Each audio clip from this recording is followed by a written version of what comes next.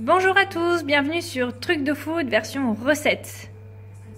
Aujourd'hui, on va réaliser des choux avec au-dessus un craquelin. Alors bon visionnage et surtout n'oubliez pas de vous abonner. Merci!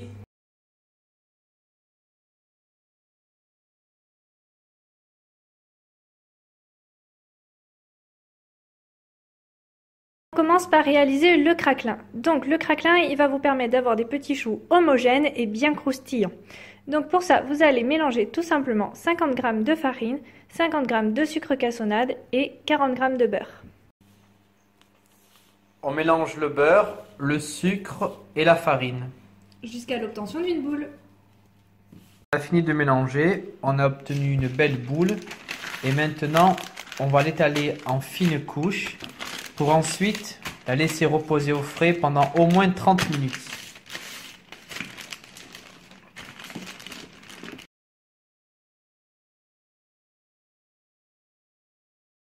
Pour la recette, vous aurez besoin de 4 œufs, 80 g de beurre coupé en dés avec 20 centilitres d'eau et une pincée de sel.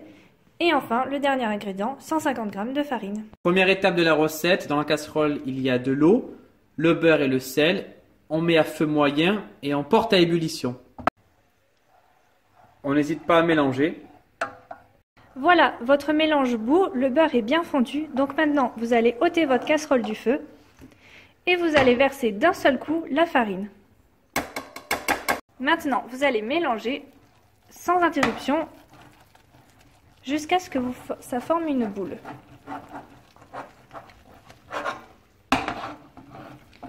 Votre mélange fume, c'est tout à fait normal. Le but est de dessécher la pâte. Voilà, vous battez vivement jusqu'à l'obtention d'une boule.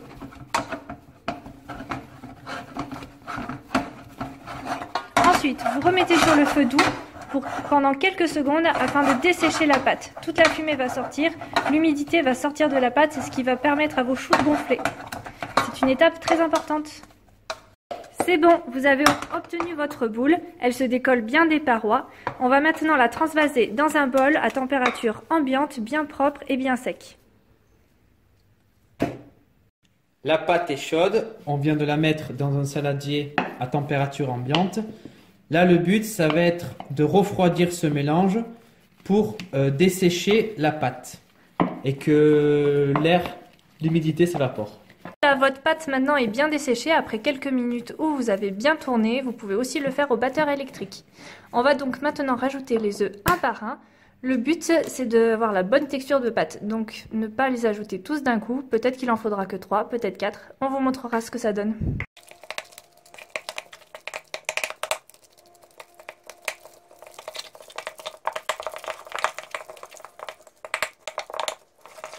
Maintenant, on peut rajouter le deuxième œuf.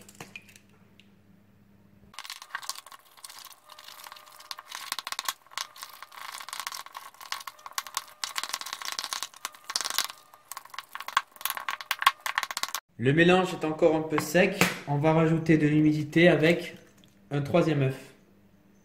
Alors, notre pâte n'est pas encore prête, mais presque. On va rajouter un quatrième œuf. Ce qu'on cherche, c'est d'obtenir un bec d'oiseau et d'obtenir, quand on fait un trait au milieu, les petites parois qui vont se rabattre tout doucement. On va vous montrer ça.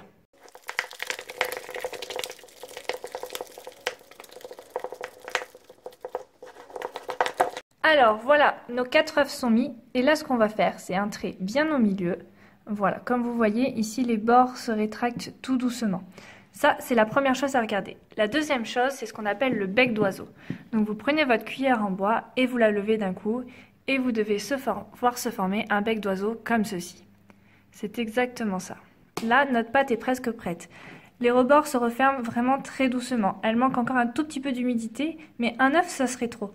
Donc notre astuce, c'est de rajouter une pointe de lait jusqu'à obtenir vraiment la texture parfaite. Et on va vous montrer ce que c'est.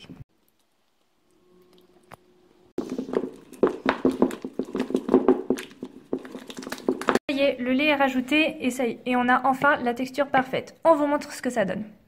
Voilà le trait, les pâtes sont beaucoup plus rapides pour se rabattre. Et ensuite, le fameux bec d'oiseau. Voilà, ça c'est un très beau bec d'oiseau. Là, la pâte est parfaite. On va pouvoir la mettre en poche. Attention quand vous rajoutez les œufs et le lait, car une pâte trop sèche, ça se rattrape facilement. Mais une pâte trop liquide, là, votre pâte est fichue. Donc allez-y vraiment doucement. On va préchauffer le four à 200 degrés. Et on récupère la grille qu'on va recouvrir de papier sulfurisé pour pouvoir pocher les petits choux. La pâte est maintenant prête. Avant de la cuire, on va la mettre dans une poche à douille.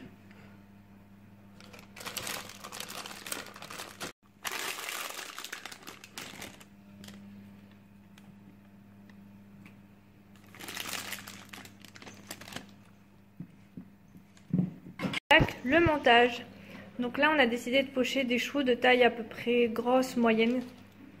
Mais ça, vous faites comme vous voulez. La seule chose qui sera différente, ça sera le temps de cuisson.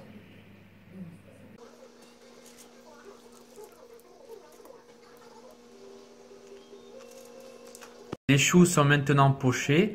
On ajoute un craquelin sur un chou, comme ceci. Le craquelin doit être plus gros que le chou. Pochés, les craquelins sont déposés. On peut les mettre au four 30 minutes à 200 degrés. Au minimum, à vérifier. Surtout, ne pas ouvrir le four pendant la cuisson, sinon vos choux vont retomber. Et il faut qu'ils soient bien cuits afin que aussi ils ne retombent pas en fin de cuisson. Les choux sont au four à 200 degrés pendant au moins 30 minutes. Et en fonction, on ajoutera ou pas du temps pour la cuisson. Et surtout, vous n'ouvrez pas le four. Voilà les choux au bout de 32 minutes de cuisson. Ils sont bien gonflés et bien dorés.